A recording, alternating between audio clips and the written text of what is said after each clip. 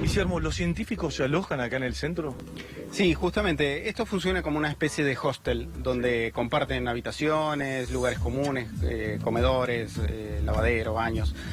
Tiene 12 plazas, hay gente que se queda por un día, por 2 días, pero hay gente que llega a quedarse meses viviendo acá, porque bueno, son estudios de largo aliento o vienen de muy lejos y quieren aprovechar el viaje y se quedan meses siguiendo, por ejemplo, tropas de monos o muestreando yacarés en el río o estudiando hongos, plantas, hay de todo tipo de estudios, incluso hay estudios de hormigas, de arañas, de garrapatas, donde tienen que capturar animales para sacarles las garrapatas. Así que es muy interesante ver toda esa variedad de estudios y de técnicas que se utilizan, ¿no? En todos estos años de trabajo, ¿cuáles fueron los datos reveladores que surgieron? Podemos hablar del yacaré, esa especie de cocodrilo que tenemos acá en la zona, que es común en el río Iguazú.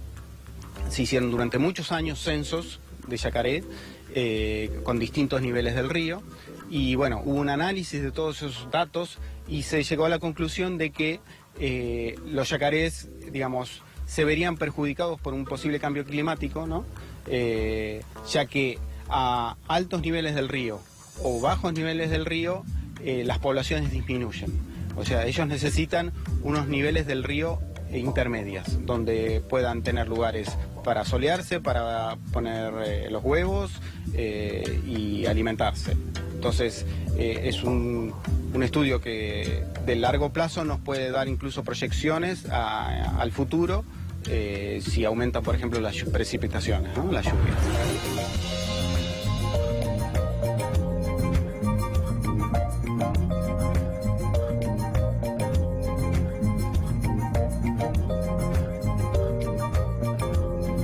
Cosas interesantes surgieron de haber marcado animales como yaguaretés y pumas con radiocollares que pueden seguirse satelitalmente o por receptores de radio, que vimos que hay un intercambio muy grande con el Brasil, ¿no? Cruzan sin ningún problema el río Iguazú, que llega a tener hasta más de 1 kilómetro de ancho, muy profundo, pero los animales están totalmente adaptados, nadan sin ningún problema, así que tenemos mucho intercambio de fauna con el parque brasilero, ¿no?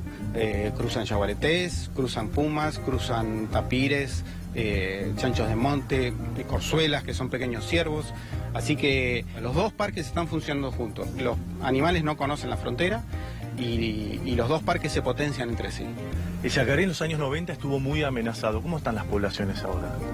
Bueno, las poblaciones del Parque Iguazú en general están bien protegidas, así que la población acá está estable.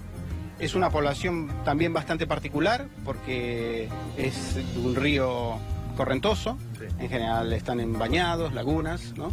Así que también es una población particular. Todos los años vemos crías de los yacarés, se dejan ver bastante por los turistas.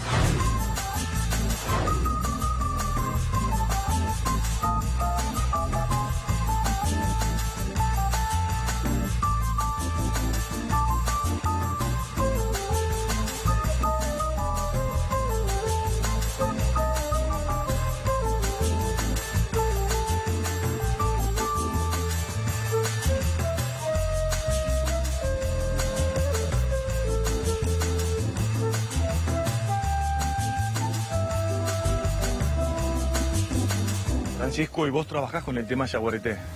Sí, yo formo parte del proyecto Yaguareté, que trabaja digamos, se enfoca en el estudio de la especie y de sus interacciones con otras especies desde el centro y norte de Misiones. Sí. ¿Trabajás dentro del parque o también de los alrededores? Bueno, el proyecto tiene distintas partes, digamos, de trabajo. Particularmente en mi caso, trabajo vinculado a la comunidad, estudiando conflictos por depredación, no solo de yaguareté, también de puma. Existe un conflicto del yaguareté y las comunidades. Así es, por ahí por cuestiones de pérdida de monte, por otro lado por la cacería, en algunas situaciones el animal, bueno, se ve forzado a tener que depredar ganado, y bueno, eso obviamente tiene un impacto en las economías de las familias. Entonces lo que se trata de hacer desde el proyecto es justamente establecer un lazo, un vínculo de confianza, digamos, con los productores, con las familias. Se tratan de buscar soluciones de distintos tipos de manejo de los animales, por ejemplo. La red de colaboración también, como te decía, se vincula con otras partes del proyecto, sí, en la cual funciona como toma de datos de distintas cosas, por ejemplo, si se ven huellas, si se tiene registros del animal, o de pronto si forma parte de un proyecto que se llama Ciencia Ciudadana, que tiene que ver con que, bueno, el poblador, la gente de la zona donde está el animal, bueno, a su forma también participe de la construcción científica, colectando esto que te digo, huellas, otro tipo de registros o fecas.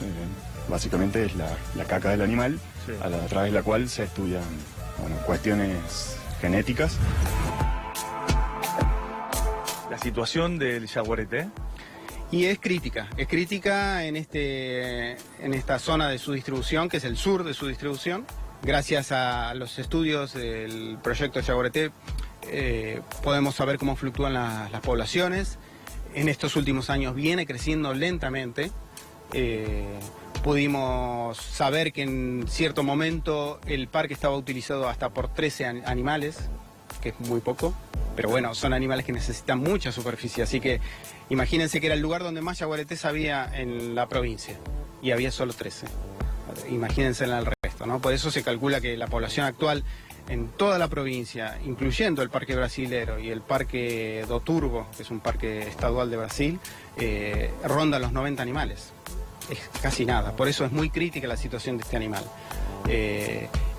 Por suerte se vio que en el Parque Iguazú era la mayor densidad de la provincia, quiere decir que está bien protegido. El marcado de estos animales nos mostró después en un mapa por dónde andan, eso también fue muy revelador, ¿no? Sí. Utilizan muchísimo los caminos, o sea, al tipo le gusta caminar cómodo. Entonces, cuando ves que por la ruta 101, que es una ruta que atraviesa todo el parque, hay un montón de líneas por donde pasó el animal, te sorprendes porque es un lugar donde las personas también usan mucho. Claro. Entonces esa superposición de usos, obviamente en distintos horarios, en distintos momentos, es muy difícil ver un yaguareté. Hay gente que tiene mucha suerte y lo llega a ver, pero es muy difícil. Pero cuando ves que lo usa muchísimo, vos decís, bueno, entonces está ahí al lado y no lo vemos. Por dónde andan los animales con esas radiocollares también fue una imagen muy reveladora de cómo usan el espacio, ¿no? También vemos que muchos animales no les alcanza el parque y tienen que salir, ¿no? Para buscar presa, para buscar pareja, para desplazarse.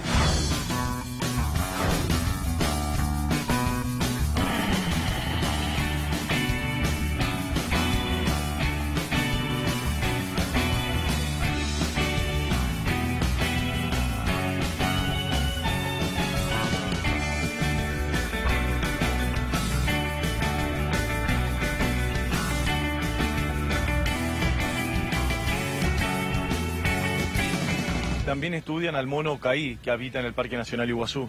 Sí, exactamente. El proyecto CAI, como lo llamamos, es uno de los pioneros dentro del CIES. Desde los años 90 se están estudiando las poblaciones del mono CAI de acá del área de Cataratas. Sí.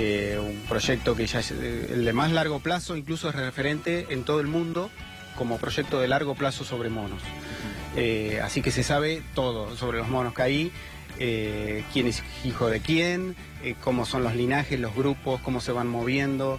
Y bueno, por supuesto dio muchísima información ese proyecto, desde cómo se comunican, cómo se transmiten esa cultura de la comunicación, cómo hay jerarquías dentro de los grupos. Como una hembra por ahí de baja jerarquía va a tener una cría que también va a ser de baja jerarquía, claro. O lugares donde duermen y defecan, ahí justamente caen un montón de semillas de frutos que han comido y regeneran el bosque, así que tenemos muchísima información y una, por ejemplo, que fue muy útil para nosotros es como la del por dónde cruzan los caminos, ¿no? Sí. Tienen rutas preestablecidas que repiten, digamos, a lo largo de varios días. Y bueno, los investigadores nos dijeron, ojo que acá siempre cruzan los monos, tienen que bajar a la calle, corren peligro. Nos pusimos en campaña y se construyó un pasafauna aéreo, el primero en Argentina, dedicado a los monos. Así que no sabíamos si iba a funcionar, cómo hacerlo, fue todo un experimento y realmente funcionó bárbaro. Ni bien estuvo terminado, los monos empezaron a cruzar por él, pusimos cámaras trampa y los tenemos filmados con fotos, con cría. Muchas veces la gente que entra o sale del parque los ve cruzar sobre sus autos, Sí. Así que hasta un atractivo turístico resultó, pero sobre todo útil para evitar atropellamientos, ¿no? Y así, con nuevas oportunidades, fuimos instalando más pasafaunas y en 2 casos funcionan muy bien porque los tenemos cerca y los podemos monitorear, y en otros, los más nuevos, todavía nos falta información, pero calculamos que también sirven para este propósito. Incluso no solo para los monos, tenemos fauna arborícola como comadrejas, como coendúes, tamanduás, que son pequeños osos hormigueros, que también potencialmente pueden usarlos. El proyecto CAI es como un eje muy importante del CIES por el largo plazo que tiene y por la cantidad de información que nos está dando, ¿no?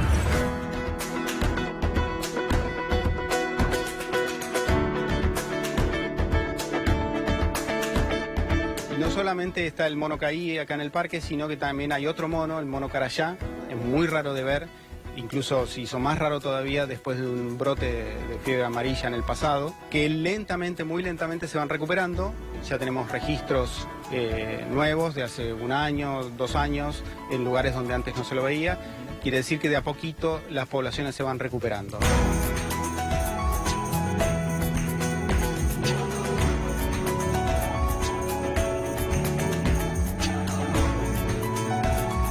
Guillermo, muchas gracias por contarnos sobre el trabajo que realizan en el CIES. La verdad es que muy interesante.